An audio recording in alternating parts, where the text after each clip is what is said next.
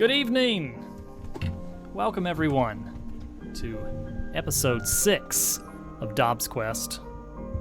As always, I am your host, Dobbs.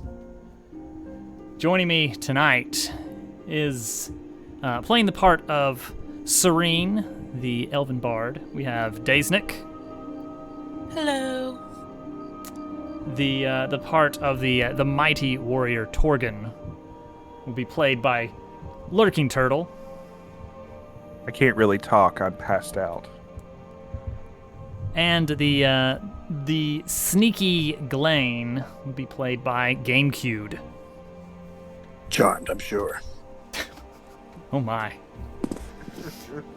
So, last we left our heroes, they ventured into the northern woods to hope to dispatch a terrible beast, knowing about a threat that was brewing there in the woods. And there they found the nest of the great molsk, a horrible, horrible creature capable of destroying the countryside, ravaging the lands. Our heroes swiftly dealt with the nest, disposing of the clutch of eggs. However, the creature itself made itself known and engaged into a battle with the party. Though they had some successes, ultimately the tide turned against them. Glane, in a moment of desperation, made a risky maneuver. Perhaps unbeknownst to his teammates, Serene and Torgon, Glane possesses a mystic ability to slip away between shadows. And so, now, in a do-or-die moment, he attempted to bring Torgon and Serene with him through the realm of shadows beyond the veil. And so, they disappeared, leaving the molsk alone in the forest. But where did they go? What happened to them? Tonight, we hope to answer these questions and see exactly what will happen on tonight's episode of DobbsQuest, Season 1, Episode 6.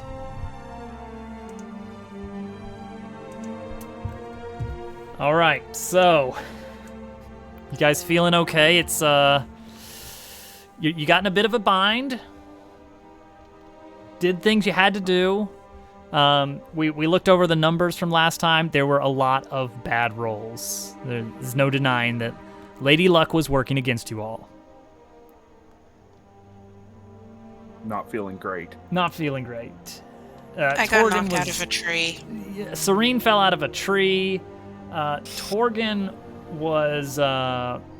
fell to the ground unconscious after a nasty clash against the molsk. Not great. There were some very, very brave and successful moves during the battle, but unfortunately, it was not enough. No amount of rodeo riding would stop this thing. Exactly. There was some good rodeo riding, though. It just decided to, battering ram the tree I was in. It was like, the forest doesn't need that particular tree anymore. It's fine. Yeah. Glane. Give me a name of one of your mentors, someone who trained you. You have excellent prowess with the knife and the blade. Nimble and quick and sneaky. Who is it that really took you under their wing?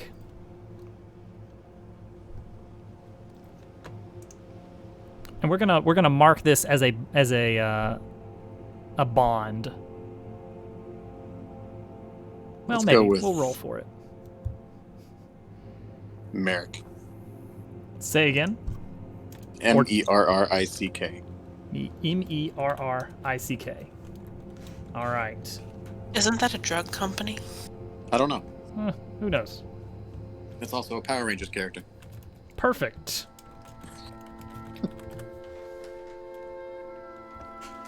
And apparently it's also from Yu-Gi-Oh, says Hudson. Thank you, Hudson. Pick your favorite. Yeah, it's from everything. It's from every piece of media. That's the name of a company around here that makes coat hangers, believe it or not. All right, let's see. That's an ominous association. There we go. Forge a bond. Especially considering his child throwing habits.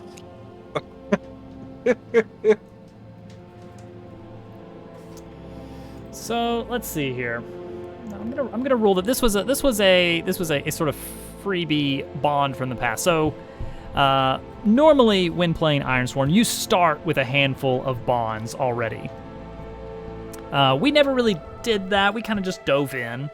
And I'm gonna kind of use one of those retroactively, give Glane an extra previous bond from his backstory. And we're gonna take a moment to just dig a little bit into that, into the past, into Glane's shaded, shadowy history. So, Glane, many years ago, you and Merrick are traveling to a secluded place in the Ironlands. He's brought you here for a sort of training. He says it's a skill that will become invaluable for your let's say your entrance exam into an organization he's going to be bringing you into. And so he's taken you this distant road out into the wastes, where he assures you there's someone out here that will be able to teach you many things about the shadows. Now you've already trained a great deal, learned how to steady your breath, learned how to take careful aim with your weapons, aiming for precise points. You are skilled with a knife, but there are some things, he says, that can only be taught from a very select few that live all the way out in the Ironlands. And so Merrick and you have been traveling far out into the wastes, and now some week away on foot from civilization, he has brought you to this sort of rough thatched hut out in, as far as you can see, the absolute middle of nowhere, sort of on top of a small sort of knoll, a little. Not even a hill on the land. Small knoll, thank you. And he sort of points it out there, in the distance as you guys are approaching. As it sort of comes into view. Now it's already getting late. Night is slowly beginning to fall. The last light of the day is quickly fading. Points it out to you and says, Glane, there it is. Now, here you are going to learn some powerful skills, and I want you to know that the things you learn here will be invaluable to you, but very dangerous.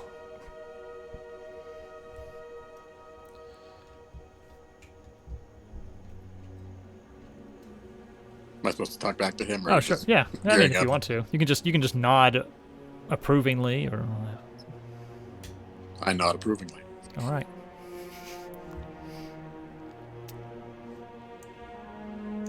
Now, few within our brotherhood have mastered these skills, but I think you'll find that they are of great value. So, learn as much as you can from who you meet in here. This information could serve you very well someday. the skills you learned today. Am I parting ways with him?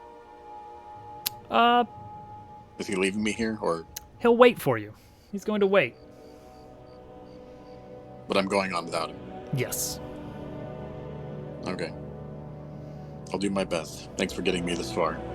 I reach into my cloak and give Gary a scritch. Come on, let's go. Meow. That was Gary. All right. So the entrance to this hut. There's no door. There's just there's a sort of low orange glow from inside, perhaps a small cooking fire or something. But the light flickers and crackles from beyond the portal. So Glane walks inside and sees an old figure there, sitting on the floor of this sort of dingy hut.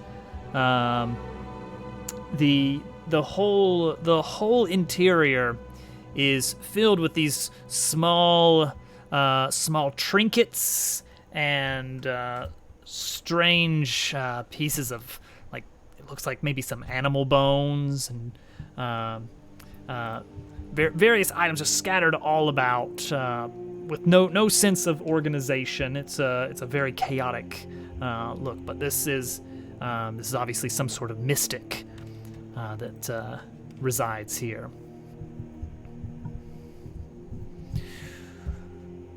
Oh, a visitor? Welcome.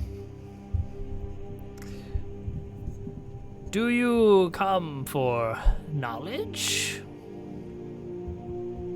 Yes, knowledge and training. I hear that there are some skills here that only you can teach me. Ah, very good. I sense you are capable. Well, sit. I will teach you much. Do not give me your name. Such information is of little use to me. And I will not give you mine, for it is of too much value for me to give. Now, look here at the lights from the fire. See upon the wall the shadows they cast.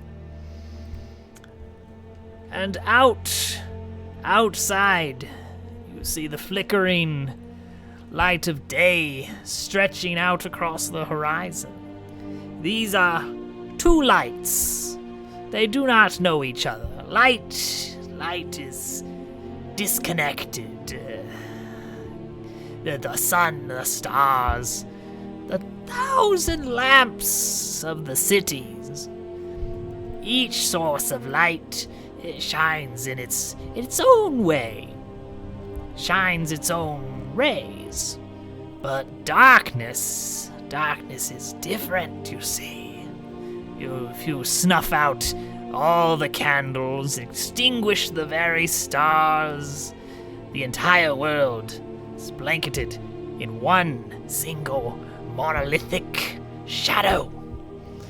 All the same darkness. Each light may hide the shadow it sees, but this one shadow is still there and connects them all. Each and every shadow is a doorway to what we call the Veil. The one shadow that connects all darkness. It is a plane that we can travel through. But this is not something to use lightly. When the dangers of the realm of light seem too great, the Veil will remind you what true danger is.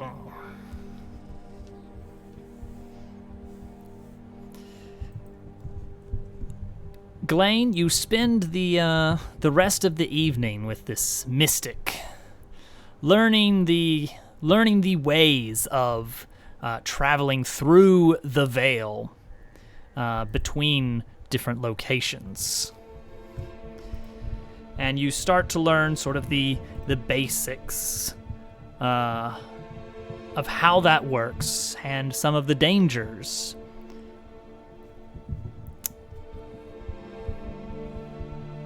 And after a little trial and error, you too learn the ability to travel between shadows through the veil. Now, normally what that means is that you visualize your destination and you just sort of sink into the darkness. And through this, you travel to a sort of another place. Not the place you hope to reach, but a place in between. That is the veil. And there it is a short walk between the different spots of light. But if you tarry, if you wait between those two, you catch glimpses within the shadows of something larger there. That the veil is not just a place of two doors and nothing else. There is something beyond it. But you've never really seen much of it. But the mystic did warn you that there's always the danger that the shadows would try to lead you astray while trying to travel within the veil. And if you were to become lost, this could be a grave danger. And that ultimately, at the absolute worst case, you could be stranded in the veil. If that ever happens, seek out any portal of light you can find, as it may be the only one you ever do find. Now, any information beyond that, we may rewind to learn more of what you learned from the mystic. But for now, we will pick up with where we left off at the end of episode 5.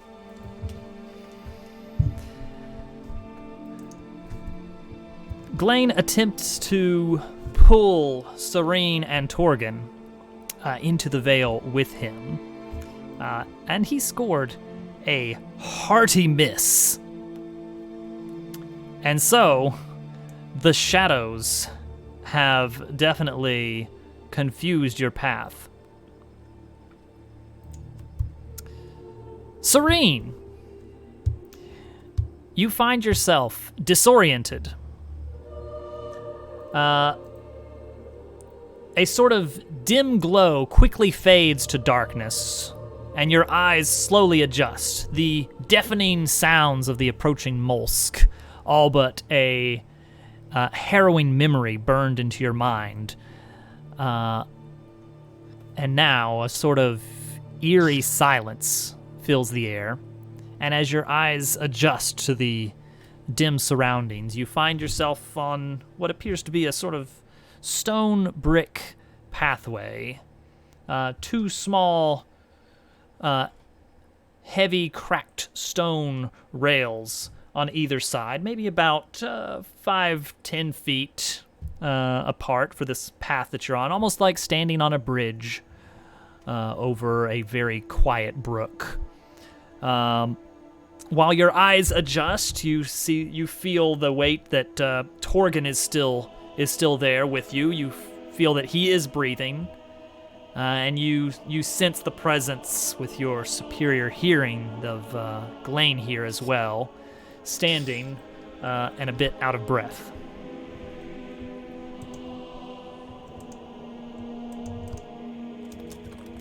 Okay.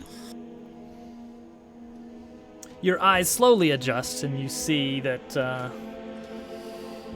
the area apart from the stone you see beneath you is a sort of swimming inkiness out in the distance, like a great night sky in all directions. The road Serene seems to... Oh, go ahead. No, your turn. Okay. I'll always take player input first, where possible. The road seems to continue in either direction away from you, and you can vaguely make out the shapes of some sort of structure, silhouettes, off in the distance around you. Sort of haphazardly appearing at different spots around, not particularly correlating to the direction of the road. Okay, so Bardic Knowledge check, I guess, is in line. There are tales among the elves of those that are called shadow dancers that can, dance between shadows, but those have always been, kind of fanciful tales and considered less believable by many. Because even among elves, which are a little bit more inclined to mysticism than humans, such things were considered a bit obtuse. So she's probably just... So... I'm not sure what she's thinking just yet. She's probably kind of looking at Glaine with and churning things over in her head, and maybe things that have happened in the past are suddenly starting to make a little more sense. If it's perhaps a bit hard to believe. Yes, Serene has heard of the Shadow Walkers. And this is a sort of fairy tale story of those that can leap into and out of a shadow. But the stories never really mention what happens once they are in the shadow. It is merely glossed over in most tales.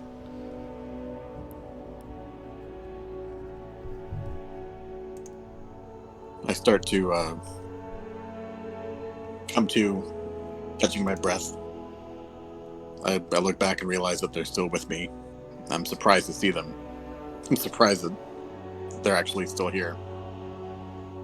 I start to pick up Torgen. We can't stay here. This place, our destination is based on my intent.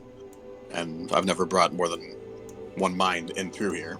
So I don't know what that's going to do to the path ahead.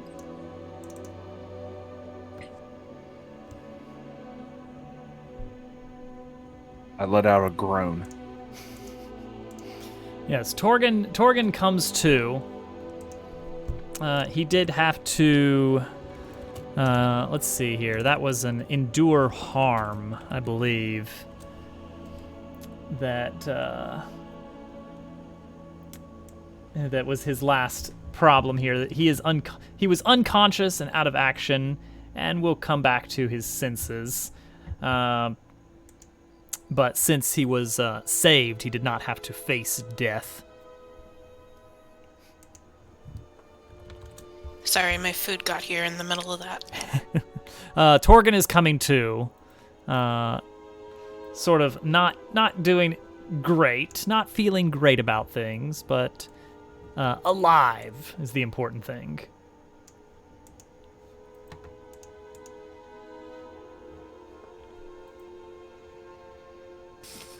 So Serene's gonna look at Glaine and just kind of be like, "So, where did you bring us?"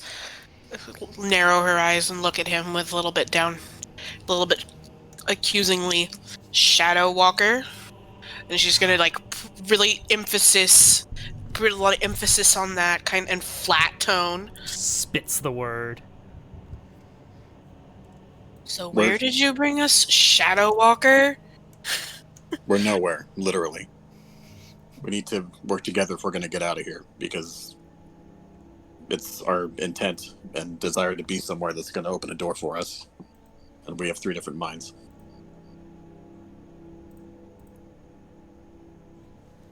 Okay, well, step one, let's make sure Torgen doesn't bleed out. Oh, I feel like I've been run over. You were. What was that thing? It was a giant snail, Oh, I hate those. otherwise known as a mollusk. How much do you remember? I remember salt. I remember a wonderful throw, and then I remember a shelled bus running me over. Sounds pretty accurate. I mean, doesn't sound like you're missing much. I got knocked out of a tree. You know. Let's bandage you up a little bit, and then let's figure out how to get out of here. It's a heck of a throw.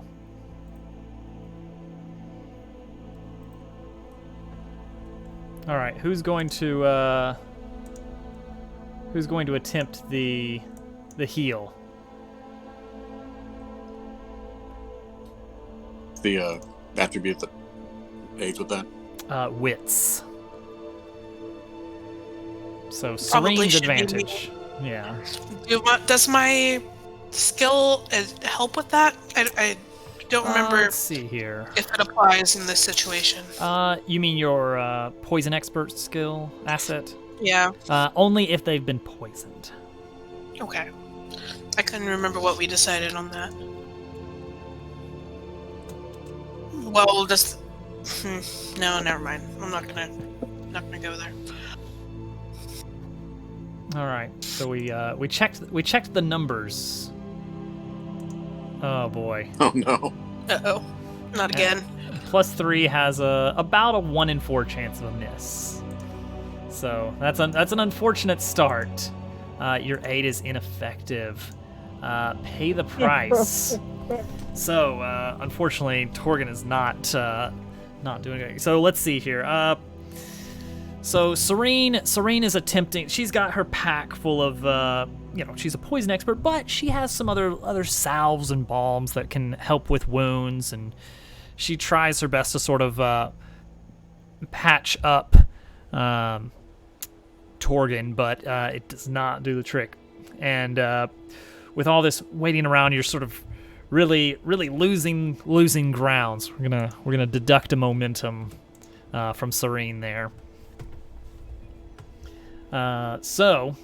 Unfortunately, it's not taking. He's gonna need some more. He's gonna need some more care than what you've got available. It's that acid from that snail goo. My stuff's not very effective, guys. We need to get him to better medical care than stuff I have with me. Neutralizing this acid's gonna be hard. We need to be in agreement on where we want to go, because we need to make sure that that's the door that opens for us to move forward. We don't want to pop out somewhere else. How about Woodbreak? We had good luck there. Yeah, Woodbreak was like the us. last people to like us. Is Woodbreak where we just came from, or the town before that? It was That was before the town we liberated.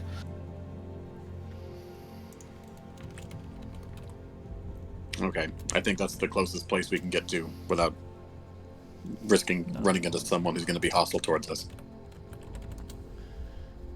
Let's see here. So although Shadow Walking ability can give you the ability to take a faster journey, it is not really the sense of just sort of warping to a previous location. It can make travel faster, easier. Sort of get across a large chasm or across difficult terrain. The old mystics' words. Some of them start to come back to you that you have to see the different shadows you will be sliding between. And this sort of creates that path within the veil. And then sort of slipping in without in the heat of the moment. This will be kind of how the mists panned out. In that quick moment, you were concerned more about the safety of your friends than on sort of eyeing your location and making that link. And as a result, you've sort of fallen out into the Vale with no path. So now you're sort of in this. It's a sort of unfamiliar sort of piece of the Vale that you've never seen. Normally, there's always a very clear, distinct path of where you entered and where you leave, and a quick run between them, and you're out in an instant on the other side. But here, there's sort of this long twisting road ahead of you, with no obvious exit.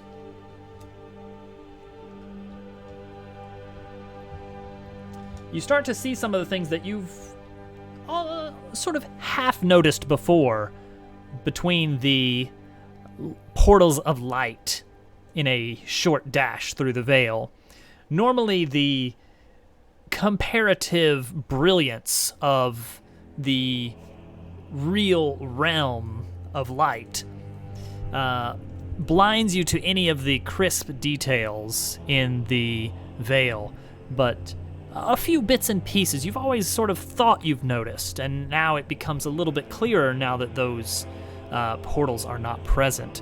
It looks like sort of all around this stone bridge sort of suspended over this sort of void is all that's immediately nearby, but all around at different distances you see what looks like are crumbling remains of great towers and cities and castles.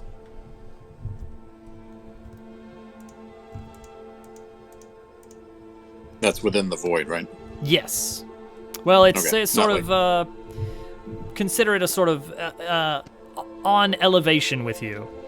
That you see these sort of roads twisting and winding between and through large staircases going up and down and across each other, but all between, like a great lake, is sort of the void below. We should start moving along this path and see if anything opens up to us. I've never lingered here this long before. Torgen, can you move? I can, but slowly. And with much help. Turtle's pace, then. So let's pick him up and let's try and make our way.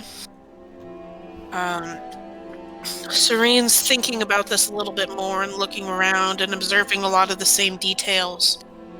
Is it jarring any story memories or any tales that perhaps she's read? Let's roll for it. Let's gather information. Okay, I need momentum. Can I make a request during this gather information? Yes. Okay. We need to figure out what kind of weapons we have left. Not that it matters, because I may be dead, but what kind of weapons were brought with us when... What did we have? What do we have? What's left? It looks like you've... Yeah, you've got all your supplies still available. Barring I still that have was my spent. sword and everything. You are still clinging tightly. It's you until actually sort of looking around to check, you didn't even realize you were still tightly clutching. Your knuckles sort of white from the force of it. You're still clutching the hilt of the sword of Zura. Well, that's one thing. You take comfort in that.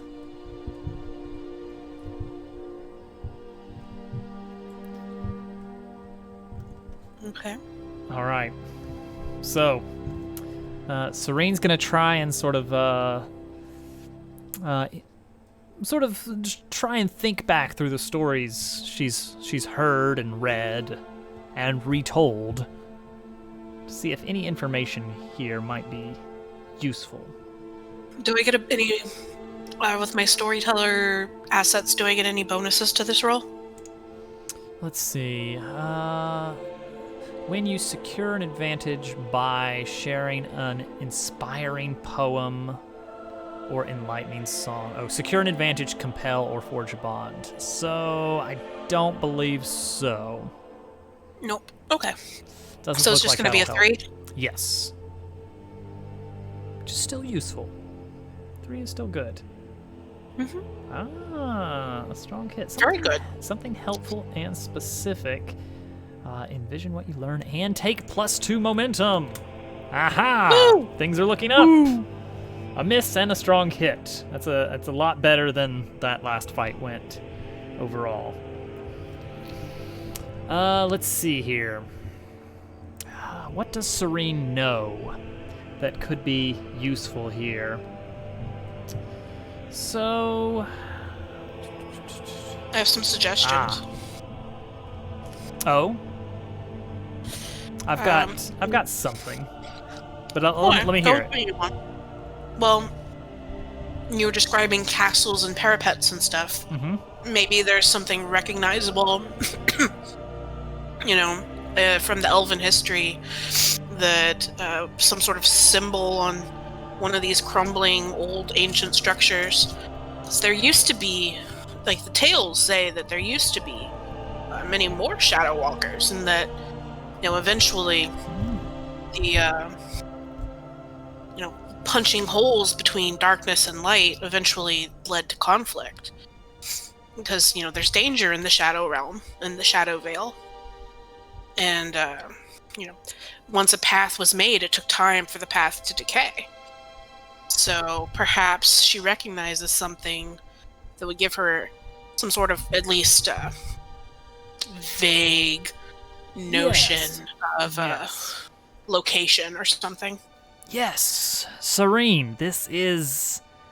You're seeing it with your own eyes, and now that your eyes are sort of starting to become accustomed to this sort of very dim realm, the familiar structure of from an old painting you've seen.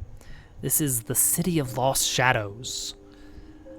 This is a place that was built here within the Veil. And yes, Shadow Walkers once were much more prevalent. Now it's a sort of lost art that very few have the privilege of knowing or being able to pass down. You know that this place was constructed within the Veil as a sort of realm, and perhaps in some ways might have been a hub for travelers passing through, and that perhaps once this was a much more inviting, hospitable place, and now it is a bleak and dark landscape. And now, thinking back to some of the history you know of that piece and the information surrounding it, the City of Lost Shadows, did not know that it would be here within the Veil, or even a physical place at all. But you assumed it was some far-off location that had fallen in a great war, and the legend surrounding it was that the souls of those once there still wander, but that somewhere within the heart of that city still beats a pulse of light. It was all very poetic, and now you wonder if it might have been a bit more practical. While we're kind of dragging Torgan along, I need to up our spirits a little bit and kind of cheer us on. So let me not only am I going to impart this information, I'm going to share the tale and try and bolster us a little bit as best I can. Gonna maybe we have hope. Flex that story weaver asset. Flex that bard skill. All right, so let's see here. When you secure an advantage by sharing an enlightening song, poem, or inspiring tale, envision that story, add +1 to your roll to secure an advantage, and take +1 momentum if you get a hit. So, you're going to be trying to secure an advantage with an extra +1, but an advantage to do what exactly? That is the next question here. So you're trying to gain leverage, and you are using insight or observation, so you will be rolling wits, and this is going to in turn allow you to make another move. So this is going to be a chained maneuver here. So we will start with your Story Weaver ability here, which is that you're going to get +1 on this attempt to secure an advantage, and take +1 momentum if you hit. So you will get a +4. Yes, which is fantastic. Oh, look at that 8 that you managed to beat. Oh, now that is what you want to see. 6 + 4. Strong hit. So, as it is a hit because of your Story Weaver ability, you get to take 1 momentum just from the asset. And now, because you got a strong hit, you may do either of these things. You can make another move at a +1 bonus. Could be quite useful. Or you can just take 2 momentum. Both tempting. Well, what's my next action going to be? That's an excellent question. Anyone have any ideas?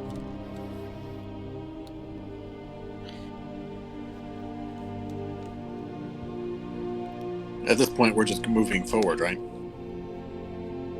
Yeah, this is a progress in the general direction of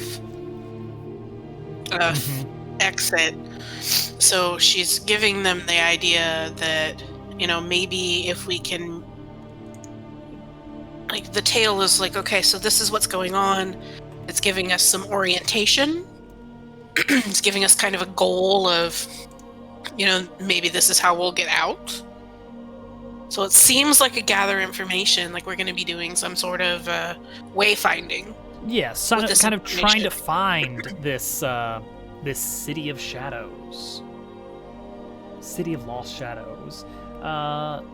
So you could do a gather information, which is wits already. So you could do that at a +4, or you can take the 2 momentum.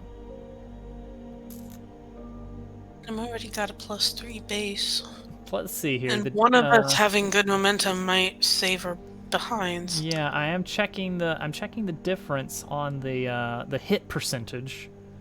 A strong hit jumps up from about a 3 of 9 to a 4 of 9.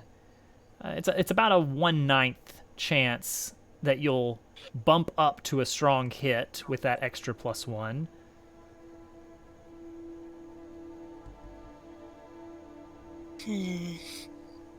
So really, it's how much do I want to gamble on the bot being merciful? But it's also going to drop the chance of a miss by about the same. Yeah. So, yeah, is it going to be merciful? Overall, 77% chance. There you go. Request blessings from the bot.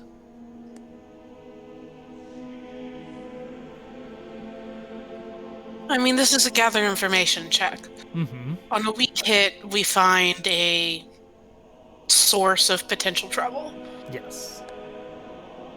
All right, let's take the momentum and roll with a +3. All right, let's hope that works. So 2 extra momentum for you. And I mean, that brings me up to a 7. So even if the roll is...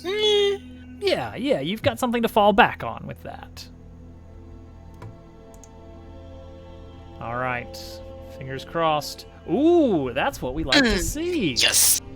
Nice, strong hit. On a strong hit, you discover something helpful and specific. The path you must follow or action you must take to make progress is made clear. Envision what you learn and take +2 momentum, putting Serene back at 9. Things are going your way. Bardic flex successful. There we go. Now the team is sort of moving in the right direction. Based on Serene's stories that she has brought to your attention, she sort of points out some of these dark silhouette towers you've been seeing in the distance, these old crumbling castles and buildings, and recognizes them. She points out, I've seen this. This is the City of Lost Shadows. She weaves the tale of exactly what she knows about the Lost City of Shadows. And the key detail is that somewhere within the heart of the city is what they described as a bead of light. And although it sounded very poetic when she first heard about it, she now believes that perhaps, based on what Glane was saying about the sort of exits from the veil, manifesting themselves as these portals of light, that perhaps there's a connection here, and that somewhere in the heart of the City of Shadows is a way out. Something still functioning to allow you to escape the veil. So,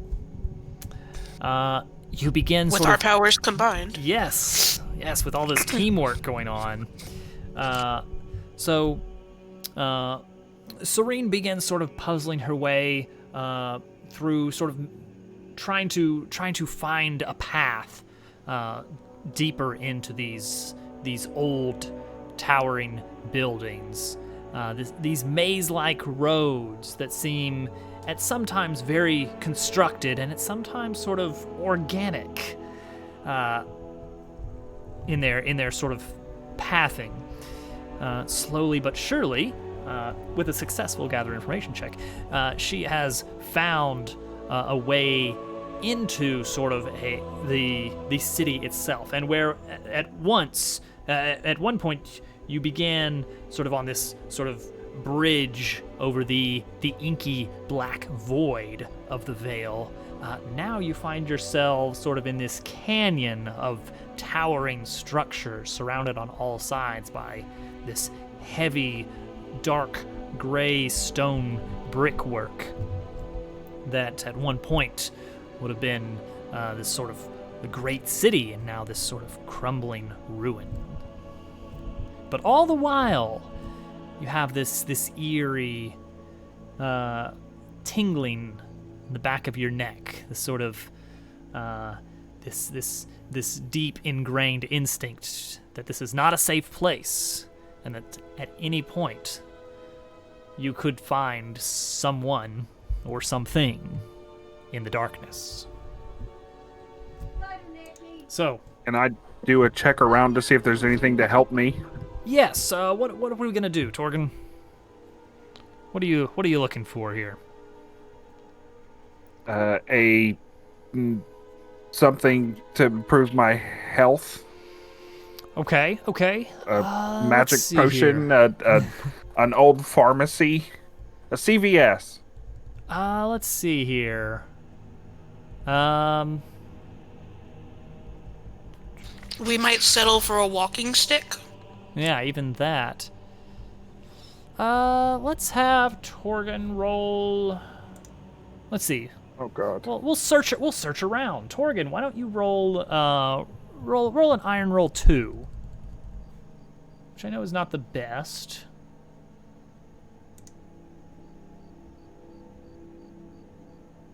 Oof. Oh, and that's your momentum as well. Oh no. Yeah, so that's just a raw 2 against 4 and 10. So no. Your investigation unearths a dire threat or reveals an unwelcome truth that undermines your quest. Pay the price. Let's see here. May want to roll on the actual pay the price table or something. Let's see here. Where is that? Because that's got some good prompts available. Here we go. And this will definitely move things along as well. Causes a delay or puts you at a disadvantage. All right. So let's see. What does that involve? So Torgen is sort of like, oh, hang on, guys. I'm really not feeling very good. He's heavily injured. He's gonna need some help, and he's not in good shape. His condition may be starting to worsen a bit. Perhaps something about that mollusk injury is sort of really bearing in. The injury is not reacting to the salves that Serene has. So I think we're gonna let's see. We're going to drop momentum one more time on Torgen there. Right. Puts him at a -2. Again, only a 1 in 6 chance that will matter, but it will matter. It mattered this time. It didn't. A 1 still would have been a miss. Right. All right. So unfortunately, that did not pan out. This area is inhospitable. The Ironlands themselves seem tough, but even there, an occasional bounty from nature made itself available. You would find animals to capture for food. You would find plants to use for herbal medicines. But here there is just nothing.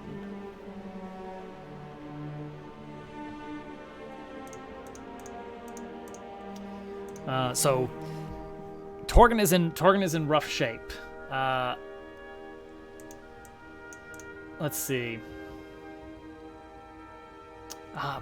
Perhaps we try to at least kind of redress some of the wounds. Maybe a little bit of help can be provided.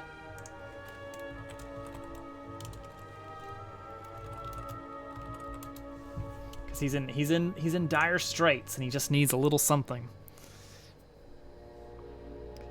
Here within the city, it feels like there's at least, well, it almost feels like there's more room available. Although the streets themselves feel narrower than the open bridge you were on.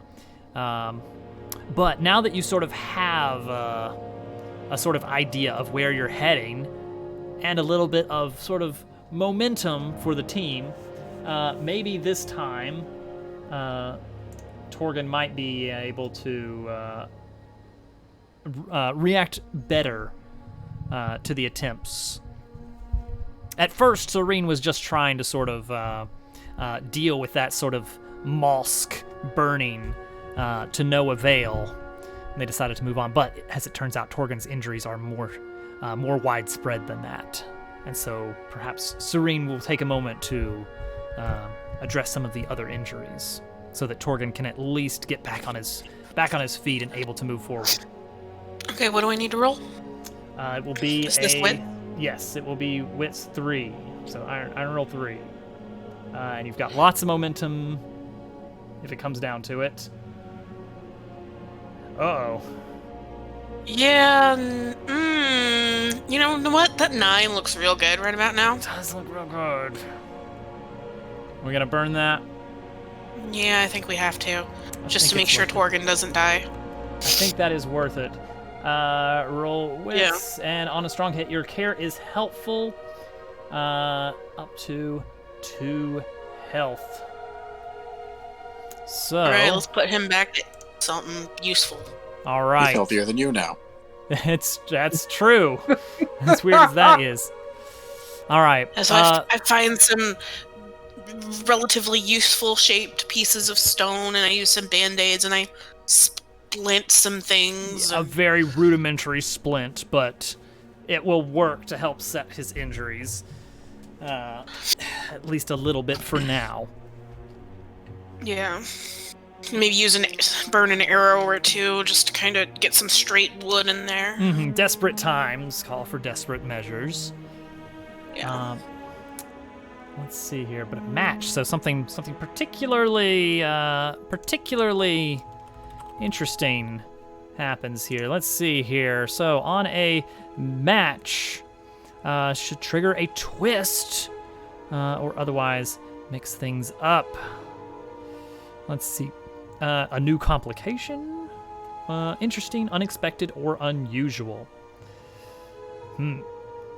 Maybe my healing is because I know about this place, and the Shadow Realm is in and of itself rumored to be quasi-sentient.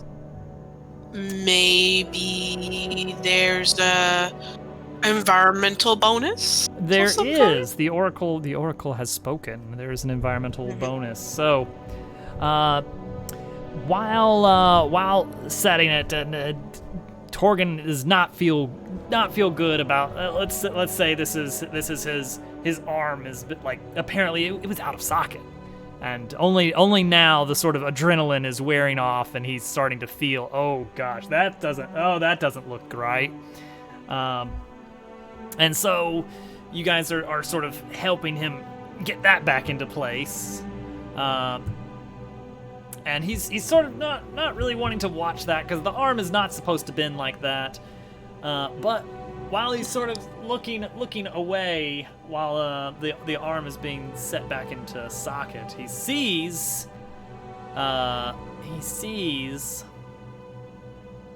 escalate solution. Up there, that tower with the large, spiraling, escalating stairs wrapping around it towards the top. It seems like there is just the faintest glow, which in this dark realm seems like a bright light. Truthfully, probably no brighter than a candlelight, but very visible in the darkness, even the smallest of light shining out. Torgen points it out that could that be it? Well, it's better than being stuck here.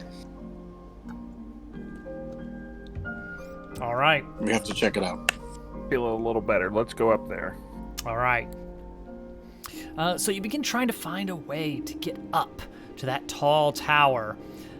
You can see that there are sort of stairs wrapping around the exterior, but only towards the top. There must be some interior that you can get into to get at least to that point before finishing the climb around on the outside. And so you begin sort of searching through the different buildings, trying to locate a way through. It looks like perhaps some of the construction has crumbled over time. You've already seen that a lot of the stonework looks to be cracked and decaying, but it looks as though perhaps around here some of the lower stairs may be completely missing in places, crumbled into dust. But there's still a very obvious spot where a path once was, leading upwards. And so in one sort of what looks to be a sort of foyer, a sort of lobby of sorts, there's a very obvious upper pathway with no discernible way to get to it. Now, the stonework here does look a bit rough, and perhaps it could be scaled with some careful climbing. And then perhaps after one gets up, a rope could be lowered to lift up the others. Is there anything I could perhaps put an arrow in up there that might hold? Or any sort of anchor point, perhaps, that we could use to... Yeah, the old stonework doesn't seem like it would hold an arrow too well, but perhaps you can spot a sort of little alcove, maybe a small nearby window that, with just the right shot, might feed a rope through enough that maybe a sort of pulley system. A human-powered pulley system could hold one person holding one side and one climbing up the other. Okay, it seems worth a shot. Since I don't think Torgen's in any condition to climb per se. Doesn't seem like it. He's still in pretty rough shape. Let's see here. We might have to tie him in, climb up, and then like shove a boulder off to get him up here. I don't know if we can pull him up on our own. Oh. Well, we'll definitely try. I mean, yeah. And I mean, I'm a tall, lanky thing, and Glaine's a bit of a scrawny thing. And... Glaine, why don't do you want to handle this one? This is a sort of precision. Yes. I mean, I have spent a lot of time over the years watching Gary pounce on things and climb and scamper. I might be able to use some of his techniques to get up to the lower part of the crumbling stairs. Put the cat in cat burglar. All right. Normally, I would just use my shadow walk ability to appear on the stairs, but my powers don't seem to be working within the for veil. some reason. As it turns out, you're already here. All right. So, roll. Maybe your cat's here. Have you used your fish bait yet? You know, I thought of that. I thought of that too. Maybe the cat also learned to walk on its own accord. It was there with him during the learning. It was very clearly carried off by a bird. That's canon. That's canon. A shadow walking bird. That is not. It shadow walked to get away from the cat. The cat shadow walked to get away from the bird, so it wouldn't be lunch. All right, let's get an iron roll 2 from Glaine.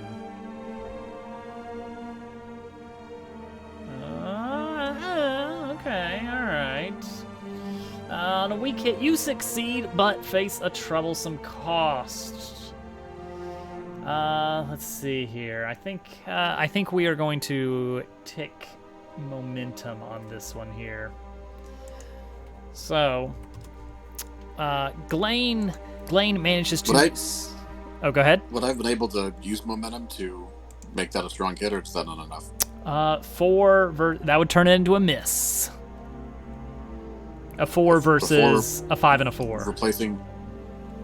It does not. It does not replace the 3. It replaces the 3 plus 2.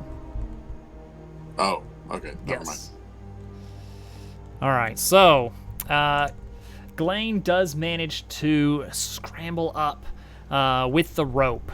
It is fairly trivial to get Serene up as well, but with Torgen's sort of injuries, it's difficult and takes a great deal of time to sort of slowly and carefully, without further injuring their friend, to get Torgen up the missing stairs. So, although a little bit of momentum is lost, it is still a success, and the group is back on track, making their way further and further up. I'm a burden. Only in the story. Mechanically, you're fine. So we place him kind of in the middle of us as we go up the stairs so that we can make sure he doesn't tip over or get left behind unknowingly. Yeah, we don't want to have to try and fish him up here again. It's true. It's true. All right, so you guys continue making your way up. Now, sort of in this sort of interior hall, working your way up and up. And let's see. I think there is some other complication. The complication is that the air conditioner is too strong right now. and it has gotten too cold for Hovercat. All right. So, let's see here. What is the next problem that we're going to be facing here? Little Toadette encased in a block of ice. Oh, it's such a Oh, darn no. shame. Like a penguin. Let's see. Anything useful from the Oracle on this? Ooh, surrender ability. The shadow walking.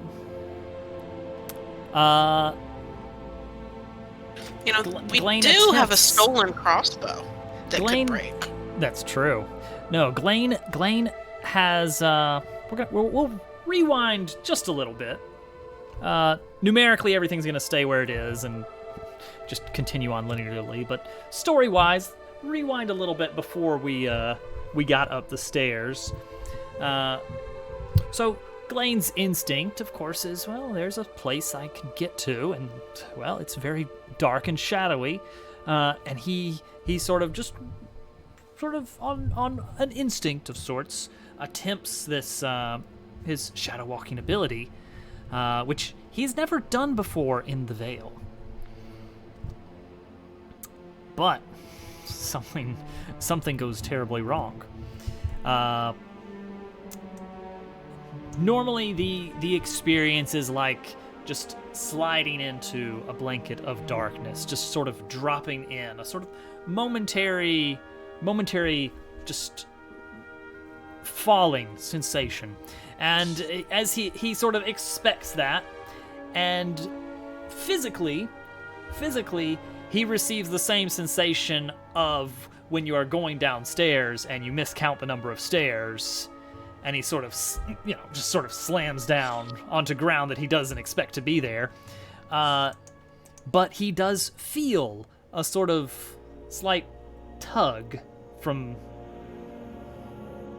nowhere in particular, like a thread being pulled. And then there's a noise. A sort of whispering, skittering, scratching sound. Is this happening in real time, or is this a flashback? This is, we will say this is before the stairs. But Okay. this is an imminent threat. That we're just going to assume that if you did succeed, then you got up the stairs afterwards, by not using the Shadow Walk ability. So, Glane is sort of suddenly very, very nervous about his surroundings, and sort of calls Serene and Torgin's attention to it. Means that something does not feel right. I think we should be prepared for something. And he is correct. There is something. There is a very... It's difficult to notice at first, but sort of through the doorway, something sort of prowling, crawling motion that for a moment puts Glane in mind of his dear Gary. But the thought is quickly banished by seeing this creature before them, this sort of ethereal, dark shade, given physical form, sort of prowls into the room. There's a sort of hushed anticipation where you're not sure what to make of it, but Torgin sort of clutching the sword of Zura, preparing for this creature to strike at any moment, not sure what to make of it. What do I know? Nothing about this, but you two kind of being cautious and preparing for combat, and correctly, as the creature, all in one moment, pounces, attacking, somehow drawn to Glane and his shadow walking attempt somehow drew the creature here. And so now it sort of is sort of making a quick dash towards the three of you. With not fangs bared or claws of any sort, but with just this indistinct mass of shadow with a great deal of speed behind it. So not sure what to expect. Torgen has his shield and sword prepared. Serene with her bow, and Glain always with his knife. I don't think I can shoot a shadow with an arrow. So it's attacking me right now, right? Yes. Yeah, it's drawn to you. It's probably ignoring me and Torgen. Blaine, do you know this thing? I turn to Serene and it might be a guardian of some kind. tell her to get Torgen and get him to the light, and I'll be right behind them. The thing's after me. I begin dragging Torgen along as best I can.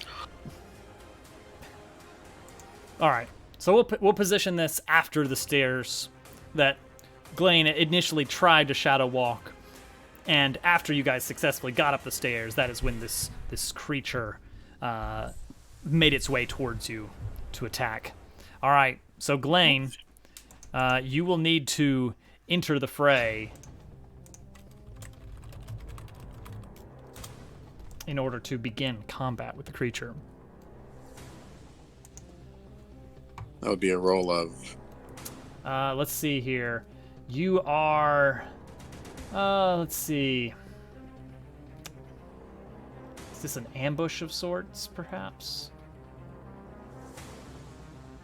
I'm gonna. I'll rule it to. I'll give you the +2. I'll give you the +2 on the iron roll. Iron roll 2? Yeah. All right. Ooh, Hey. a strong hit. You can take 2 momentum, and you have the initiative. All right, so that gives you the ability to sort of make the first move. And really the difference is whether you strike or clash, and the rewards and penalties of your combat. I'm just taking a look at my other abilities that aren't shadow walking real quick and seeing what options I have. Pretty much only when I'm striking something unsuspecting, and this thing I was already... Yes, that is what your character is sort of built for, trained for. Okay. So, is it already on me, or is it coming at me? However you want to describe it. Okay. If you want to be shooting at this thing as it approaches, we can roll edge, which does give you a slight mechanical benefit because your edge roll is better than your iron by a hefty amount, which is to say by 1. Okay, so you did say that it leapt at me. So yeah, it's sort of on all fours, sort of gaining ground and preparing to pounce. Okay, so right as it jumps at me, I want to take my crossbow out of my cloak, just barely, just kind of peek it out, and shoot at whatever is either at the most central part of the shadow or whatever looks like where its face or head might be. Right. All right. Go ahead and roll with iron roll 2 for your edge. Okay. A weak hit, but a weak hit is still a hit. 2 harm inflicted, but you lose the initiative. So, let's see here. Okay. So, this creature sort of begins to gain ground. You fire off a quick crossbow bolt towards the creature, towards the center of its mass, and it does strike the creature does seem to have physical form, despite its sort of hazy, misty appearance. It is there in some degree. It reacts. It withdraws slightly before beginning to rush again. This time, actually leaping into the air to pounce towards you. So at this point, Glane, you would clash with the creature since you have lost the initiative here.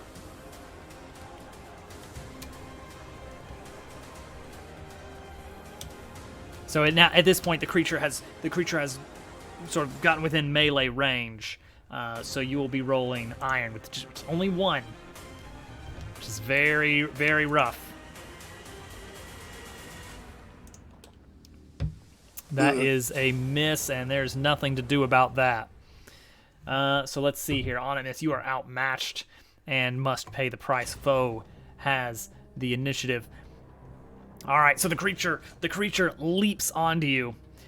You feel sort of the weight of it as it pounces, and you're sort of able to sort of shake it off as it tumbles across the stones onto the ground.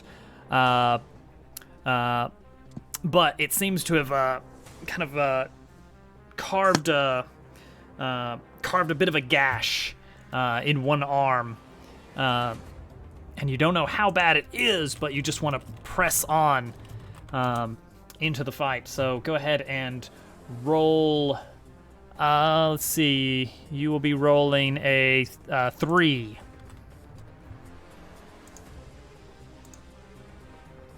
Or weak hit. So you shake it off. You've taken a bit of an injury from this creature. It apparently has some sort of sharp edge to it. Though it's difficult to see through the sort of indistinct mass of shadow that it is. So the creature is still in control of this battle. What do you want to do, Glane? Is there... we're currently on an interior, right? We'll say we're kind of at the threshold that Torgan and Serene have sort of started to put some distance across a sort of exposed bridge between two towers, and this creature has come from sort of the interior side, and you're kind of at the threshold to that bridge. So I can see the outside. I can see the edge of the bridge. Yes. Okay. So what I want to do is I want to put my crossbow away, and I want to loosen my cloak.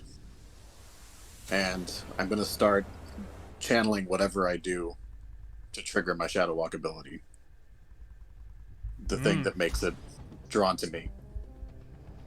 And what I'm trying to let it do is trying to get it to dive at me again so that I can try to bag it in my cloak and throw it off the bridge. Gotcha. All right. In that case, you're going to be clashing again with, well, let's see. Let's call that secure an advantage. So you're going to be, you've got an idea here. You want to sort of trick this creature into making a misplay. So go ahead and roll a iron roll. Would this technically be a trickster thing since I'm trying to bluff it? Let's see here. Assets trickster. When you secure an advantage by... I'll give you that. Yeah, let's go ahead and make that iron roll 4.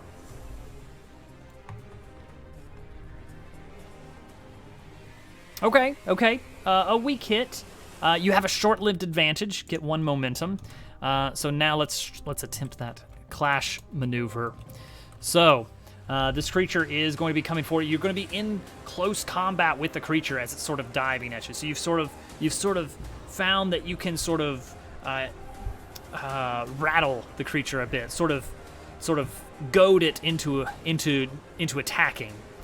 Now, whether or not that's going to be to your advantage is still to be seen. So go ahead and roll with iron. That's another iron roll 1. That's not great. Anytime trying to engage this creature close range. On a weak hit, you inflict your harm. So that's something at least you're still getting there. The creature is more energy. So you manage to sort of tug at the creature in a sense, and it sort of contorts and bends unnaturally before sort of beginning to dive again towards you. You attempt to try and just sort of snag the creature in your cloak, and although you sort of wrestle with it a bit, it eventually escapes, but it does seem to be injured and worse for wear for the encounter. However, again, we'll deduct 1 momentum. In all the fighting, that'll be the mechanical penalty there. In all the fighting, the scuffle, you've sort of been knocked by the force of the creature onto the exterior, now out on the bridge. There's sort of a much more dangerous terrain to be on. The height is quite dizzying. Although physical space is difficult to determine in this shadowy realm, you are still fairly certain by the amount of distance you've already covered with your group that you are several stories up, and one misstep could mean certain disaster. So, at this point, have Torgen and I kind of reached the other side of the bridge and are more or less have arrived at something resembling cover? Yes, you have sort of a safe ground over on the other side. Okay. I am aware that Glenn is struggling behind us. Yes. Taking cover around a corner, I'm going to gauge, would I have a decently clean shot to try and get an arrow? Is there even the potential I would have a clean shot? You're a confident archer, and you think you can pull it off, but it's going to be a bit of a tough one. When the odds are stacked against you, you aim for the square. I still have a few oiled arrows left. I could merely just attempt to lob an arrow in the vicinity and hope that a fire arrow would blind this dark, acclimated creature and give Glenn a chance to run for it. That's true. That way I'm just aiming at the bridge, not at anything in particular. And I can make sure Glenn is safe. I have my flint still. That's true. Excellent. I would... Teamwork. Yeah, I will classify that as a secure an advantage maneuver, or an aid another maneuver. You're securing an advantage and passing the benefits on to Glenn. Mm-hmm. So in that case, you won't even need to really enter the fray. Let's just have a roll. Let's make that a... I really like this idea. So let's make that an expertise, a sort of a wits roll here. Or if you prefer to take edge, but I think I want to give you the wits for the bonus. For the extra, for that extra +1, as a sort of reward for a creative and clever solution. All right, so let's see what we get. Oh, there it is! A strong hit. You gain advantage. Okay, so I pull out one of these oiled arrows. I'm like, Torgen, and your flint. Create fire. I take the flint and I bang it against my iron sword, and it makes a spark. Made the spark of Zura. Okay. So now I have this flaming arrow, and I lob it. I take shot, and I put it just to the left of Glenn, kind of into the ground, kind of between him and his entanglement with this creature. And the flaming arrow is going to hit the stone structure and spark and create additional sparks. So you're going to have suddenly this kind of small area of fire making this kind of brightness that's creature adjusted to this realm would not be acclimated to. But hopefully Glenn will have the sense to, run. I might even call, Glenn, fall back. Or just simply run. Yeah, let's go with just run very loudly in his general direction. Glenn, how do you want to handle this? A sort of burst of light and Serene's shout from the other end of the bridge gives you a moment to make a move. So the moment that the flash happens and the creature is off guard, Mm-hmm. I see this as my chance to get away, because I know that when these creatures are destroyed, they disappear, leaving nothing to loot. And it would be unwise to take anything from this place into the real world.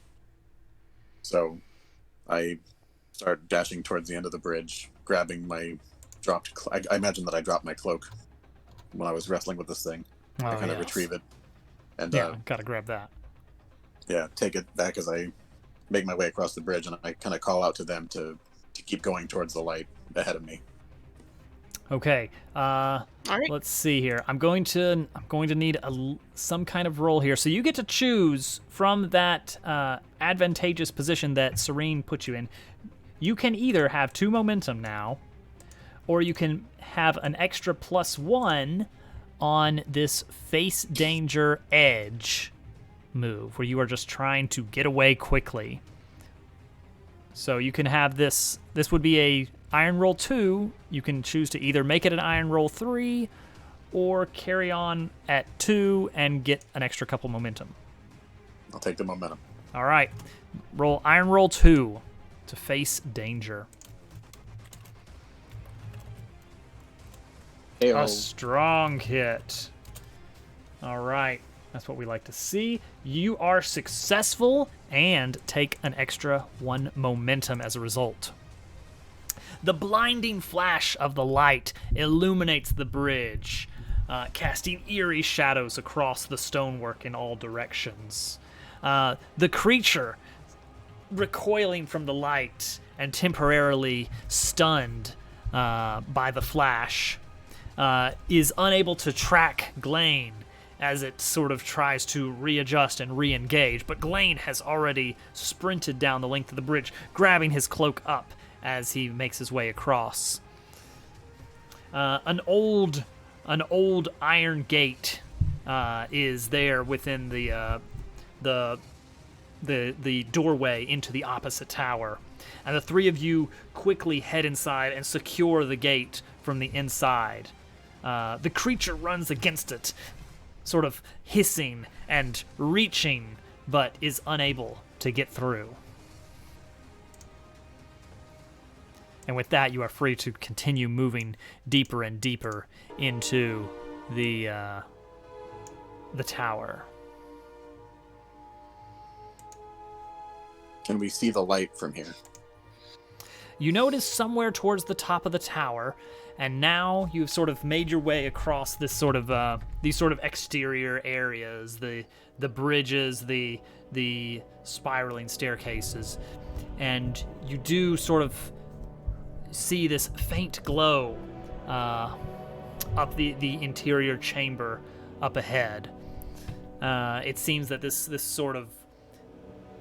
area sort of has a spiraling staircase around its interior, and some great large room above is what it sort of empties into.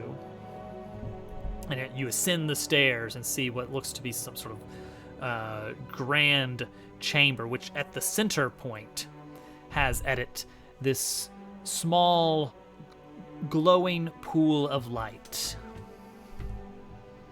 Suspended above it is just this large appears to be this incredibly valuable looking installation, a sort of fixture of crystals and gemstones arranged and constructed with such care and artistry. And the light from the pool sort of reflects off of it, where this small sort of pool of light, just only a few feet across, the small bit of light emanating from it is sort of reflected and refracted in all sorts of magnificent colors across the area. And from the darkness you've been in this entire time, this is a sort of just almost blinding light that you're trying to adjust to. But this must be the bead of light at the center of the City of Lost Shadows that the stories were telling about. Makes sense. The gems capture and the light just reflects indefinitely between all of them. If you were going to try and store a battery of light in a place of darkness, this is how you would do it. So this should go somewhere. It might very well be back where my adventure started. And I'm not sure that I want to take y'all home to show off to my family, but if that's where it goes, that's where it goes. I'm okay with going anywhere that's not here. It could take us back to the Molsk. Well, it depends, and if the light takes us to a predetermined place, or if it takes us to quote-unquote where we want to go. The tales are always kind of indescript about how that worked. Glaine? Yeah, I had to use my shadow ability to track that thing, and assuming there's probably not only one of those things in this world, it would be best to go somewhere that isn't here. There could be more of those things on the way. I think we should be in agreement on where we would like to go to give this thing the best chance of getting us somewhere we want to be. Did we agree on Woodbreak is where we want to be? I am. Torgen? I agree. All right. Click your heels. Focus on, that nice, welcoming town we rescued with those nice people and that lady with the books. Nobody's ever gonna believe I was here and saw all of this. And that boy that disappeared. No, that was the other town. That was in Greatfield. No, that was where we just left, right? Yeah. No, Yeah, we're heading to Woodbreak. that was the town before. Oh, okay. I thought we were trying to go to the town we just came from. No, we did. No, we betrayed them. We ran in the night. Okay, never mind that. No, they don't like us. Okay, They so the place probably- that we fought captured at then. They probably found the Molsk and they're probably all dead. Okay, yeah, we'll go back there. All right, Woodbreak. I want to go talk to the lady with the books again. I might need to borrow some more paper for my journal. I'm glad we clarified which town is Woodbreak, otherwise we might have ended up somewhere else. That would be an embarrassing way to mess that up. Well, theoretically, it should send each of us where we want to go individually. I do not want to split up. Yeah, that would be bad. But I mean, if Glaine ended up in that kid's stable and you and I ended up back in Woodbreak, I mean, worse things could happen. He did save our lives at this point. I'm growing less suspicious of him. Yeah, I mean, as long as we're all back in the light world. That is my primary concern. Let's do this.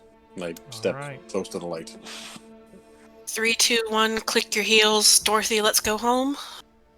All right, the shimmering pool is there in the ground before you, like a small well of light. All at once, you leap in, not sure what to expect. Eyes shut tight from the blinding glow as suddenly you find yourself deposited back into the normal realm of light, the world you left. I considered it. Game cute. Your feet hit solid stone.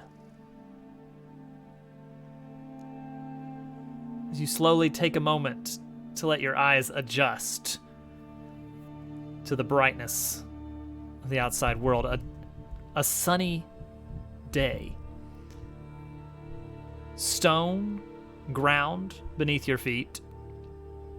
Slowly the world comes into focus again.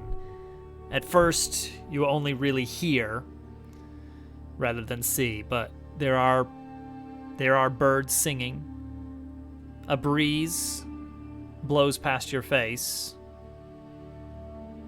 the smell of dried grass around you.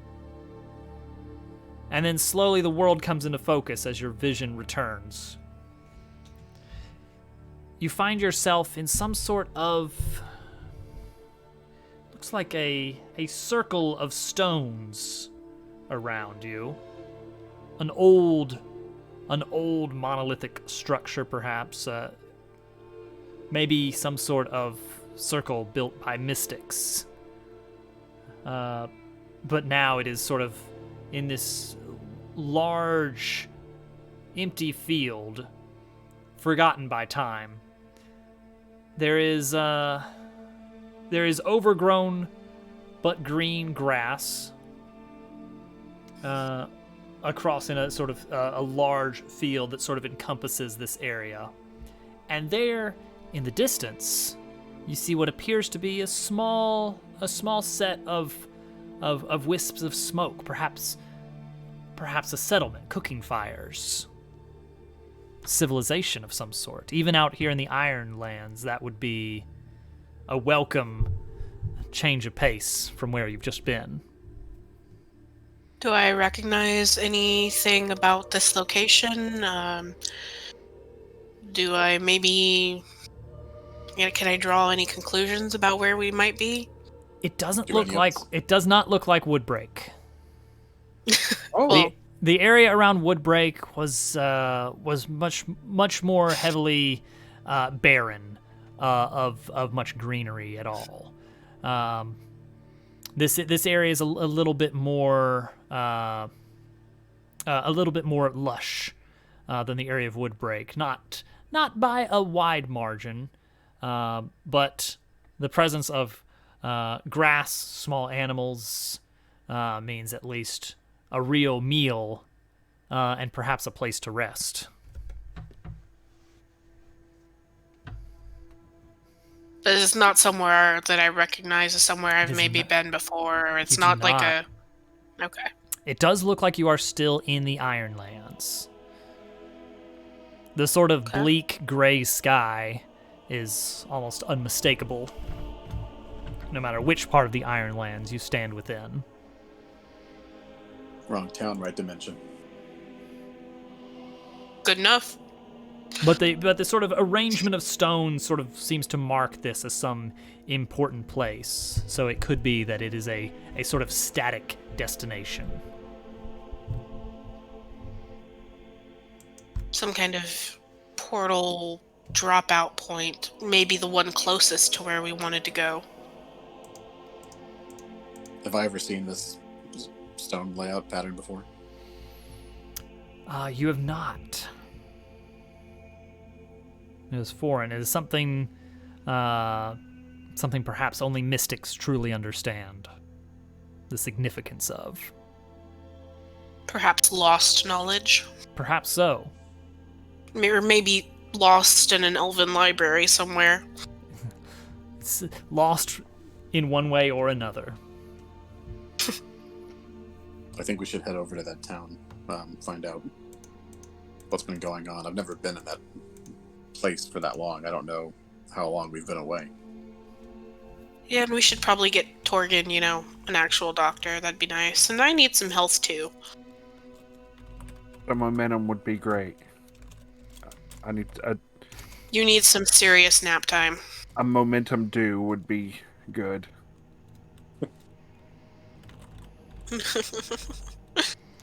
So let's see what this place is. First of all, Stoneland. I don't like that. I'm re-rolling. That sounds like an amusement, a very boring amusement park. It's a little too on the money. All right, here we go. Mornbridge. I like that better. They mourn the loss of the bridge between light and dark worlds. I don't know. Perhaps. But we're going to travel to Mornbridge and find out exactly where we are and where we can go from here. And I believe that will be next time on Ironsworn. Tune in for episode 7, where Torgen, Glenn, and Serene are not actively dying, but might still die. I survived another week just by a hair. I mean, you lived. In fact, your health is no longer the worst in the party. Yeah, 200% Serene's being a healthier than you trooper. were. What's that? You're 200% healthier than you were when you started. Sure. There you go. That's true. I can't complain. You're doing a lot better now. I'm being a real trooper. I'm just been tracking at 1 health this whole time. Mm-hmm. Yeah, I think you'll gain a lot of benefit next time. We'll do probably some sojourning, seeking assistance. Yeah, I think you two boys might owe me dinner, or at least Torgen, because I kind of saved his life with some half-cocked medical assistance. It works. I'm just glad that when you tried to heal me the first time that it didn't make me worse. Like, well, I tried to heal you. Now you're dead. That was it. Well, I didn't really have anything with me to neutralize snail slime. Like, mollusk slime is super noxious stuff. It's like, if you'd burned yourself, I had stuff for that. You know, if you tripped face first into a cactus, I got stuff for that. You know, if you went and snuggled in some poison ivy, I got stuff for that. But mollusk slime? That's a tall order, man. She can only do so much. I think the takeaway from this is if you didn't hate snails before, now you have to.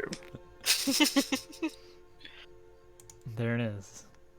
Those sneaky snails. Well, that was quite an adventure. But you have escaped from the Veil. And now we will hopefully find out where you wound up. All we know now is that there's a settlement, Mornbridge. But as far as what's going on there, we'll find out. And hopefully they will help us continue on your quest. I just hope they don't want anything from us. I mean, that's pretty much every settlement wants something. That's true. They never have everything they perform need. in the local tavern after I get a really long nap. And at least 2 good meals. Now we're talking. That's what the move is for. An alliance of monsters that we're leaving at poor health, lit on fire, screaming for vengeance as we leave them. Not dead. There's 2 of them now. The final boss is going to be all of them at once. Shush! Shush you! You've been playing too much of that whoever versus the world. I think that's what it is. Yeah. Mm-hmm. No, when you don't have a clear mark on your target, aim for the square. AC is always 5.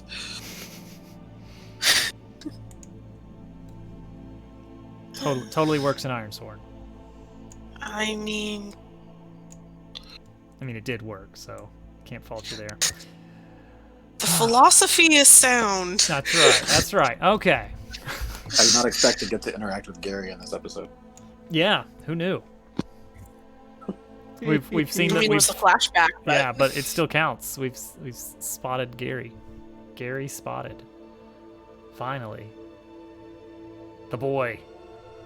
He's been proven real. He's canon. I, on the other hand, could be making up this whole horse story. I mean, you know? Mm-hmm.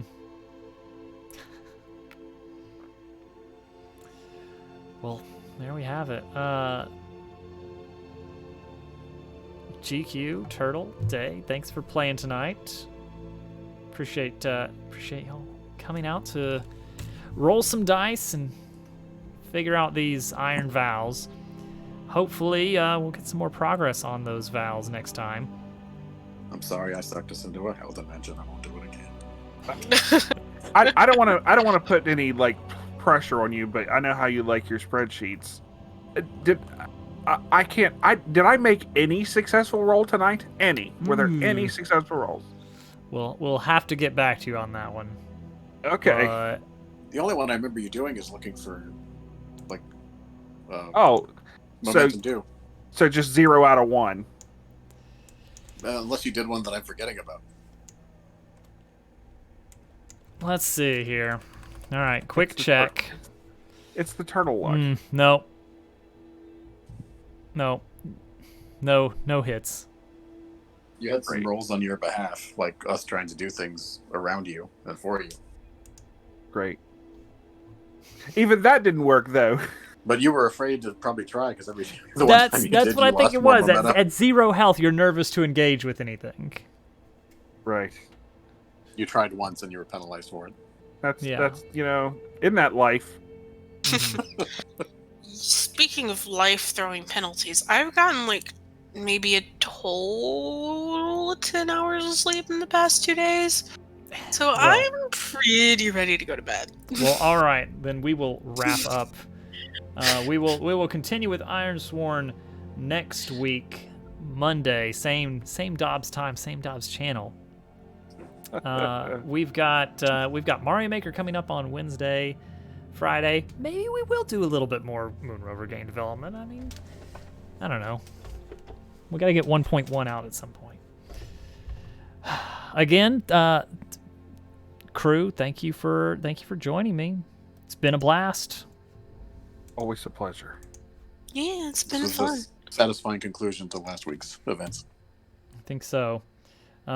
Should we send the party over to Strix playing the Messenger? The Messenger.